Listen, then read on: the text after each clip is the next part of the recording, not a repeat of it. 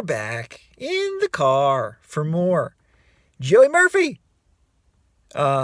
Joseph Murphy, The Power of Your Subconscious Mind. Chapter 6, Practical Techniques and Mental Healings. It feels like we've been reading this chapter for months. And with the previous pointers that we went over, we've really hit Joseph Murphy hard. And the reason for that is because,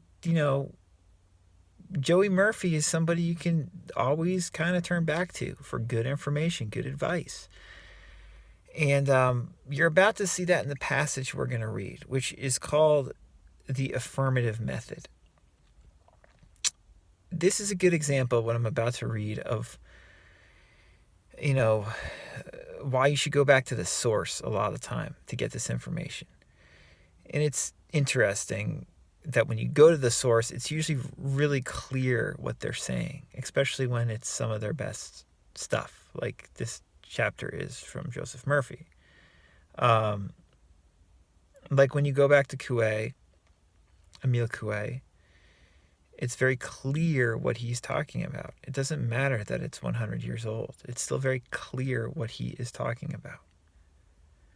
You don't necessarily need to hear 15 different explanations of his stuff to understand what he's talking about. Same with Joseph Murphy. Same with, dare I say it, Neville.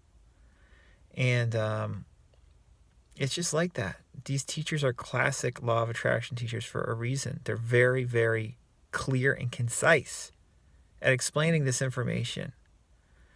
So yeah, again, a lot of this channel is just about reminding you to go back to the original source. And Coué is obviously, in my opinion, the best at explaining how affirmations work. Autosuggestion affirmations, essentially the same thing. For all, practical intents and purposes. Coué is the most practical, psychological sounding, doesn't use any spiritual language pretty much. Murphy uses a fair amount of spiritual language when it comes to affirmations. So if you like that, which a lot of us do, he's a great person to turn to. And it's interesting because I was looking, I knew I was going to be reading this chapter today, or reading this section from the chapter. So I looked at actually something that H. Emily Cady, who obviously is another one of my favorites, I was looking at what she wrote about affirmations and denials. And it's very interesting because it lines up so well with what we're about to read. The I almost want to say traditional take, meaning like new thought, mental and spiritual healing American take from the late 19th century and early 20th century, when it comes to affirmations and denials, it lines up pretty well what a lot of these teachers say. It's like if you hear one of them talk about it, you'll recognize that the other person is talking about it in a very similar way, in a powerful and good way.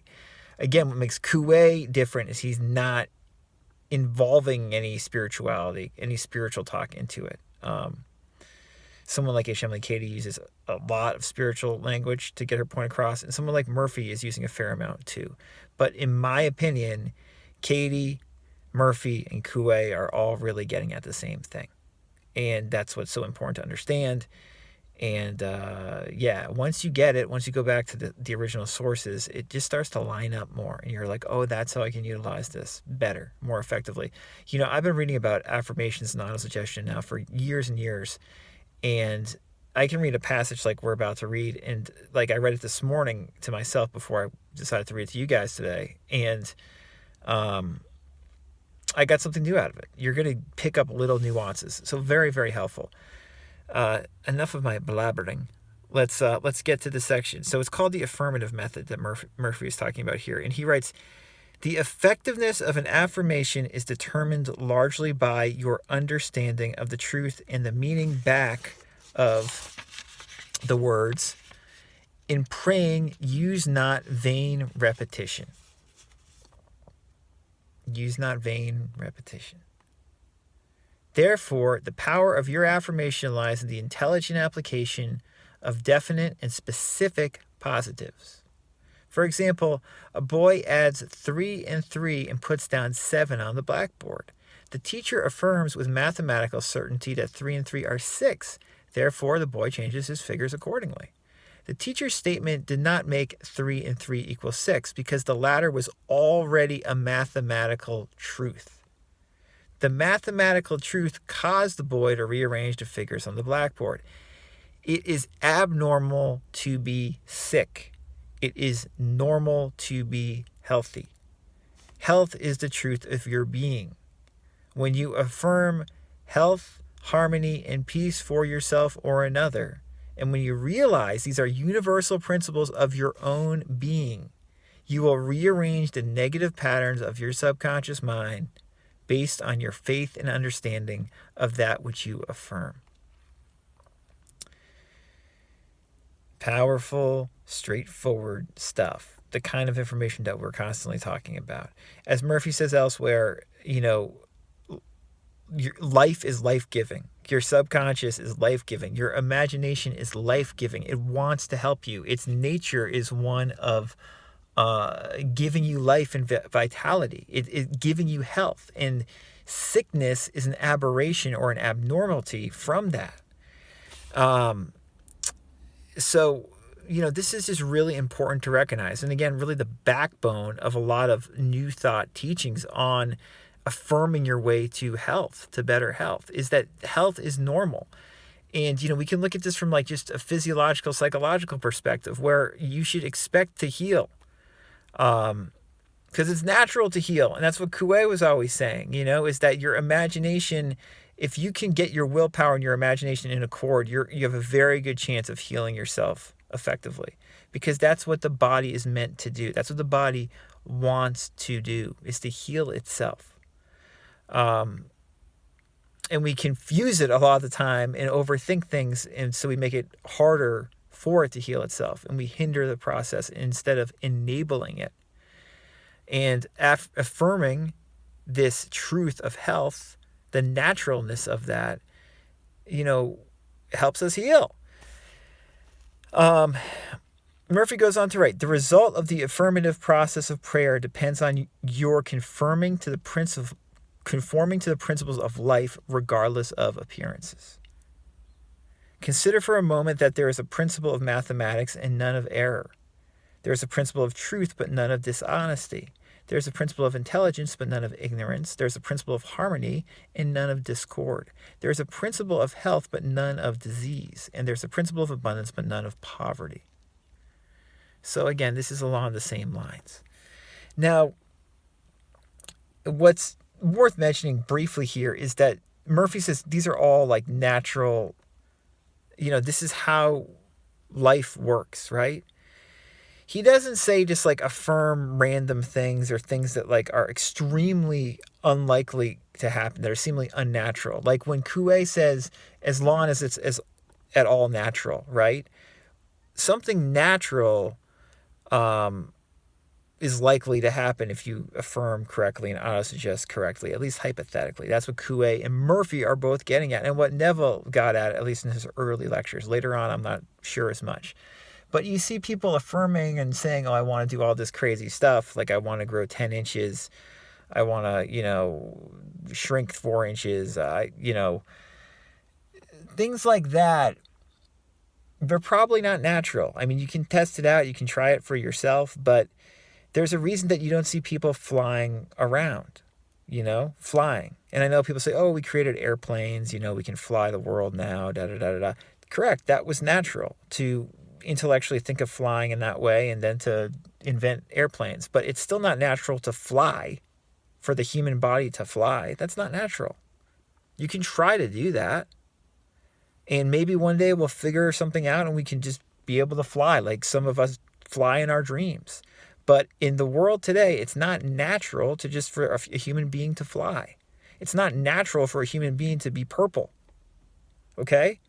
So we're working with what seems natural, at least generally speaking, because why would we want to do something abnormal? Now, I know you say, it'd be cool to fly. Yeah, I guess that's a reason to try it. And that's why we invented airplanes, blah, blah, blah.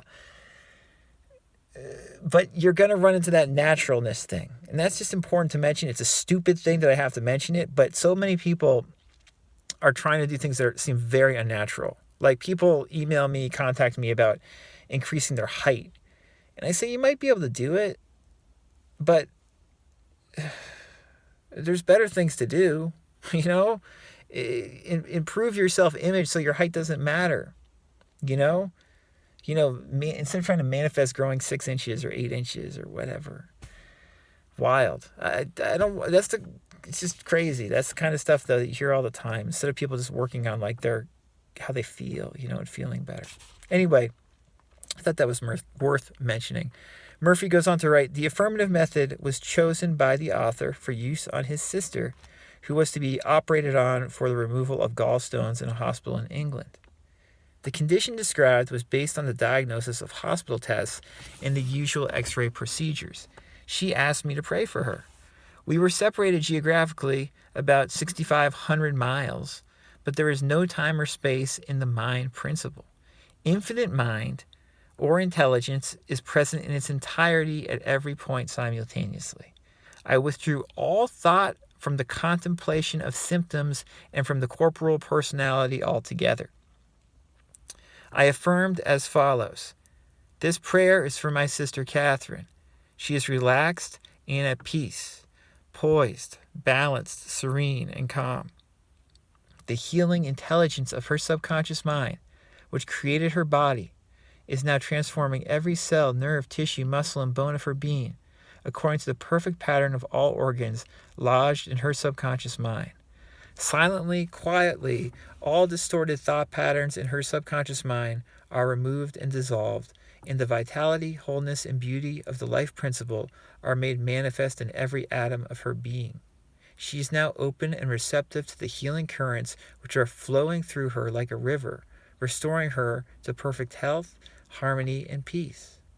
All distortions and ugly images are now washed away by the infinite ocean of love and peace flowing through her, and it is so. I affirmed the above several times a day, and at the end of 2 weeks, my sister had an examination which showed a remarkable healing, and the x-ray proved negative.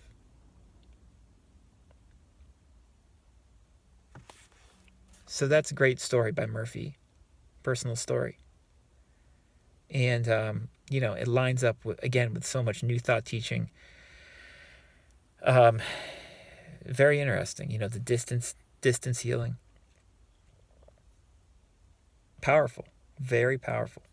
And you've probably heard stories like that before. They're illustrative of these, the power of these principles, just stuff that science is not caught up or does not understand at all. And that mental science, or whatever you want to call it, religious science, seems to have some kind of grasp over. This is the last paragraph of this section. And my daughters just came outside, so we better make this quick. This is a great paragraph. To affirm is to state that it is so.